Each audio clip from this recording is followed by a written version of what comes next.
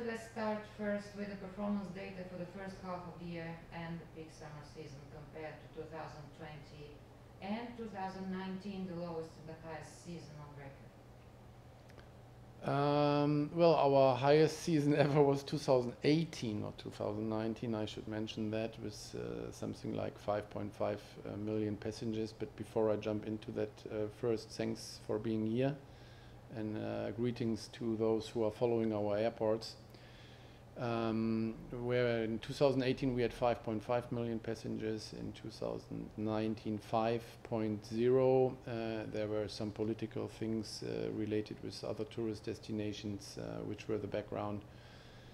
2020 we went down in comparison to 2019 by 80%.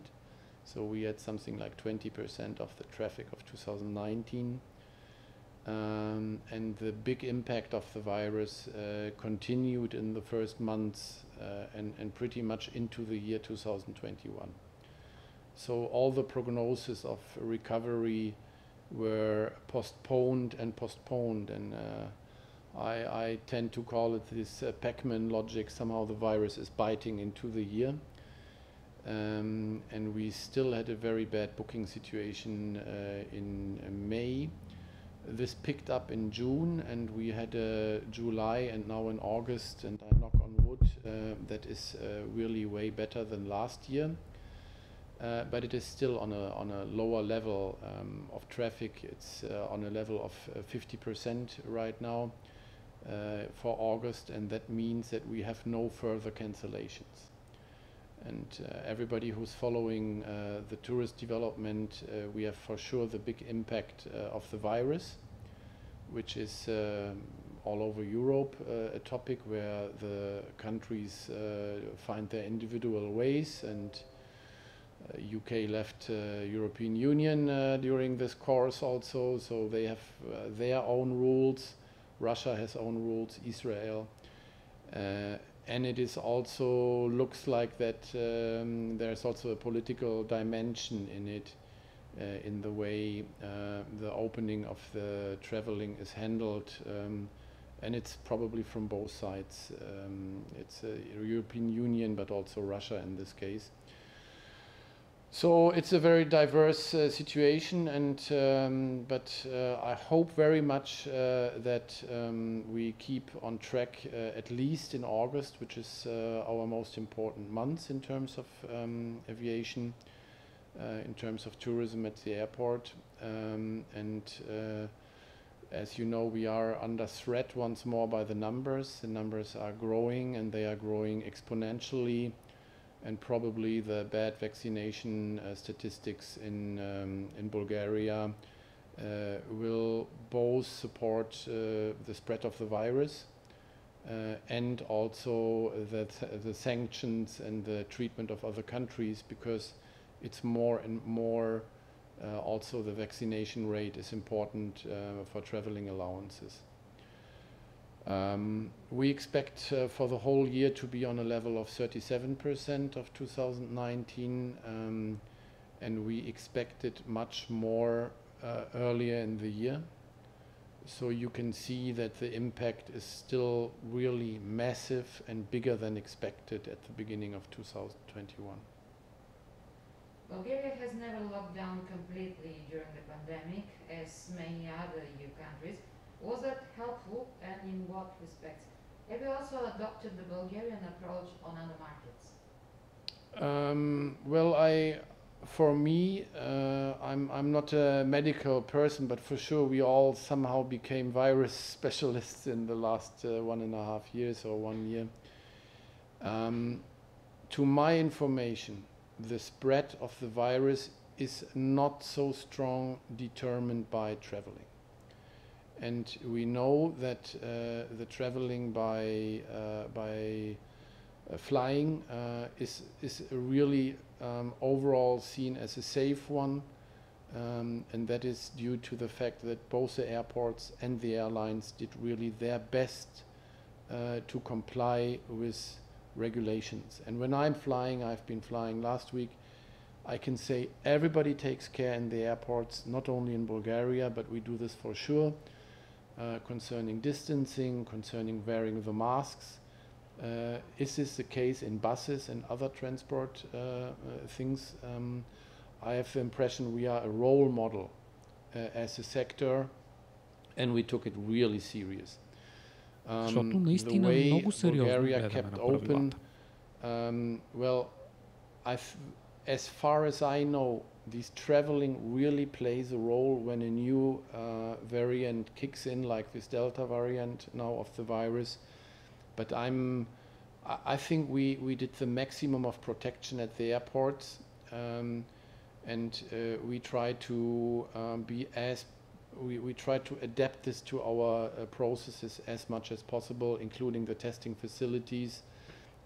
So I have the feeling that overall Bulgaria did a good job on that. How do you see the digital pass evolving? Until now, it works very well on European airports. Yeah. It's well accepted. But since the first dose was adopted in January, let's say, Yeah. in Europe, Well, it is. almost 8 months have passed. Mm. What will happen with the winter season? And how do you see it in 2022? First thing is, I think it's really a success story. And I've been traveling now 4 times last weeks with a plane, and it is in different airports. I can say it's really nearly not feasible. You have an additional check, but the time it takes is very, very limited. And I also want to thank our partners, the Border Police and RESI, for really cooperating. And a big thank you to Dr. Kunchev, the head coordinator for the virus here in Bulgaria, and the Health Ministry for support, for active support. I think that the criteria will change, that the passport has an immense importance. And that there will be a second topic which comes along with it, and that is the latest testing. We can see that now in Germany we have the discussion that everybody who comes back from vacation should have a test that is not older than 24 or 48 hours, depending on PCR or antigen. So I think we see a more and more refined way, but the really the core topic is the European passport, and I think it's very successful, and it's very good that the European Union, last but not least, found a solution before the touristic season 2021.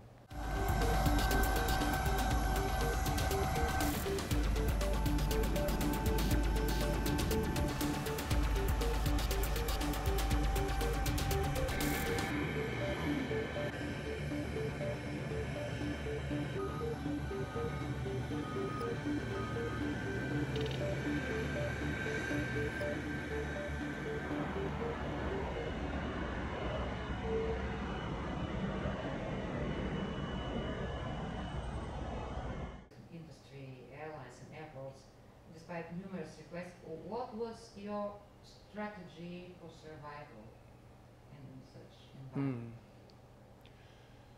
Well, I'm a little bit reluctant in this blaming of the politicians. I think this is done too much and too frequently. What I can say is that we always had open doors. And I can say that with the old government, but also with the current one, or maybe even a little bit more with the current one, we really work very solution-oriented on technical things. And I think the ministries are really professional in knowing where our problems are, and we made that very transparent.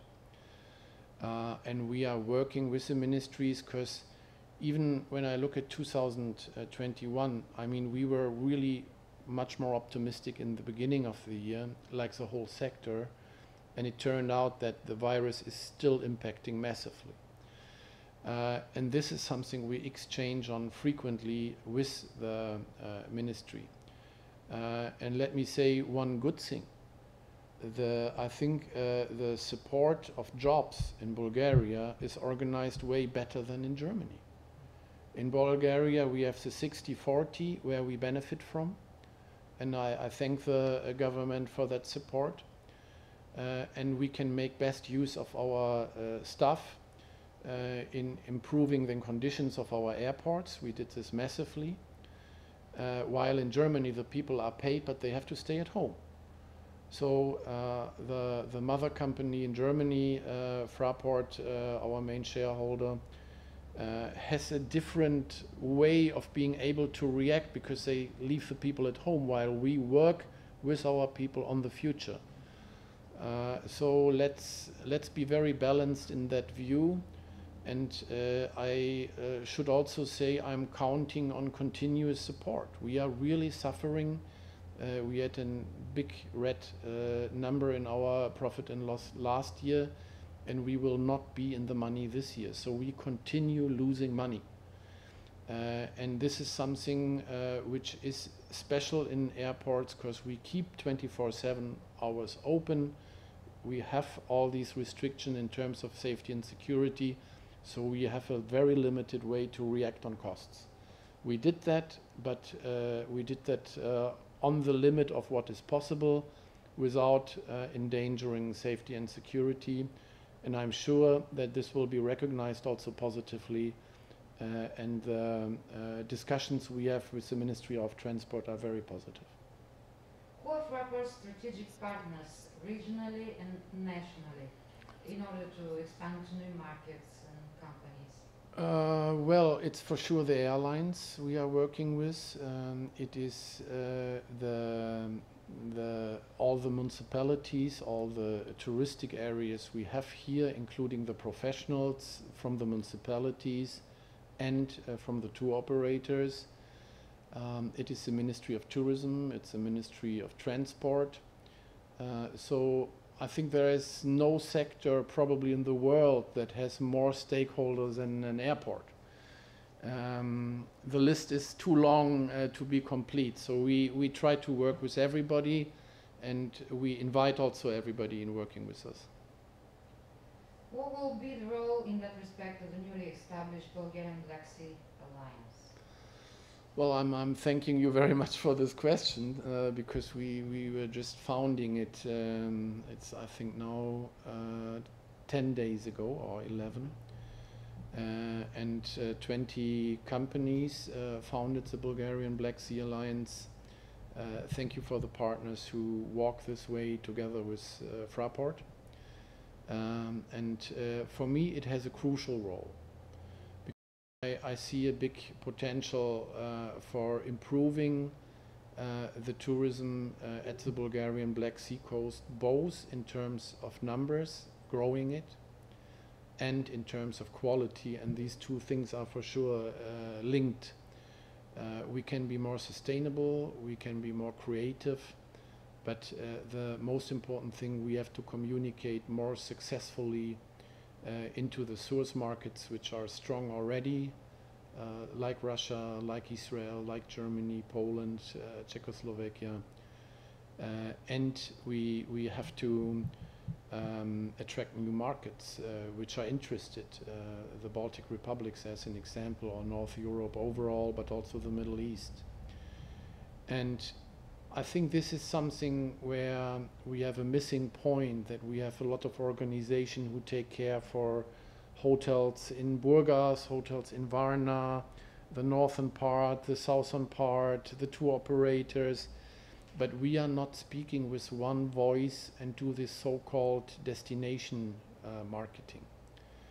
And it is, for me, something all of our hoteliers and all of the professional partners know, that this can be improved and has to be improved. And we are in a sandwich position between Greece and Turkey, who do this very well. And the gap, I'm afraid that we see a rising gap. And we see that in 2021, though the numbers in Greece are not beneficial compared to Bulgaria, the virus numbers, it's the other way around. Many countries or many people trust Greece more than Bulgaria. And that is a perception I want to work on together with the partners. We will have a second round with the municipalities, and I'm very much inviting also the Ministry of Tourism to collaborate intensely with us. We have so much professional know-how, regional, local, international, national. Let's create something together where we all can be proud of, and where the Bulgarian Black Sea has a reputation which it deserves worldwide. In practical terms, what do you have in mind? What will this association start with? Well, we will start with destination marketing, which is something where it is an overall work on reputation in different countries, and we want to start in our source countries, in the 5 to 7 biggest. And it is also campaigning specifically for seasons, for winter holidays, for spa holidays. So this marketing, destination marketing is one big aspect. The second one is we have to do this digital, or digital has to accompany this. So we are in terms of creating a website. It's already existing, but we want to give this a massive impact and make this really the best information source for everybody who's interested in traveling towards the Bulgarian Black Sea. And last but not least, we also want to have a power of being many in terms of procurement. So procuring electricity together is something we are analyzing deeply, and want to start with the partners and bring a cost advantage to all of our members. Do you plan to invite foreign partners to join? Well, the foreign partners must have a connection to the Bulgarian Black Sea. So, for example, we are inviting the airlines, and we have also positive signals to join us, not only from national carriers, but also from international airlines. They are making use of our airports, they are bringing our tourists, they are part of the connection we want to create towards the world. But this kind of connection towards tourism at the Bulgarian Black Sea is needed. So that is where we are. There will be international organizations, but they must be present actively here in the touristic sector. We see Fraport's airports further opening up to the competition, especially low-cost airlines as Wizz Air and Ryanair, including on the domestic market. How important is that market, the domestic market, for you? And what are the future plans regarding the highly lucrative market? And congratulations for them.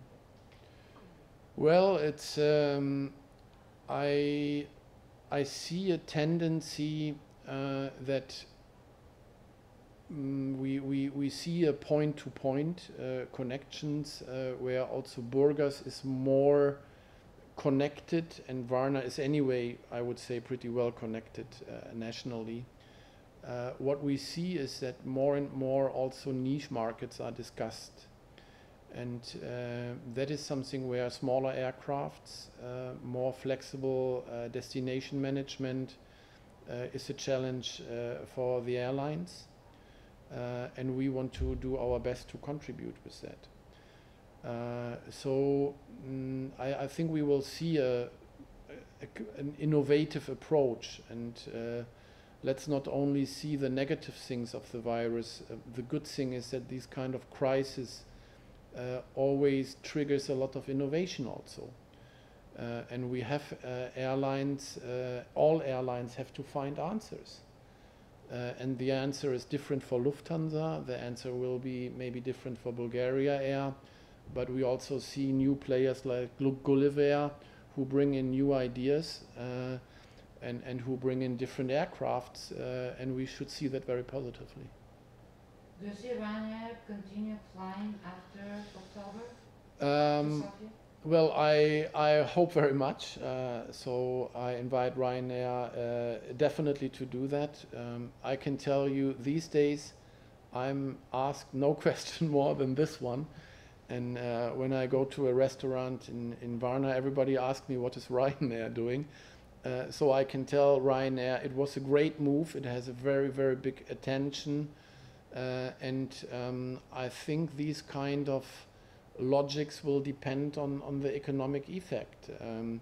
If the people are using it, and I think many people are interested in that, it will continue. And when I checked the numbers, I saw that the starting phase is really successful. So good luck, and we will do our best to support. Is Wizz joining? The Bulgarian Black Sea Alliance? Or this connection with the international market?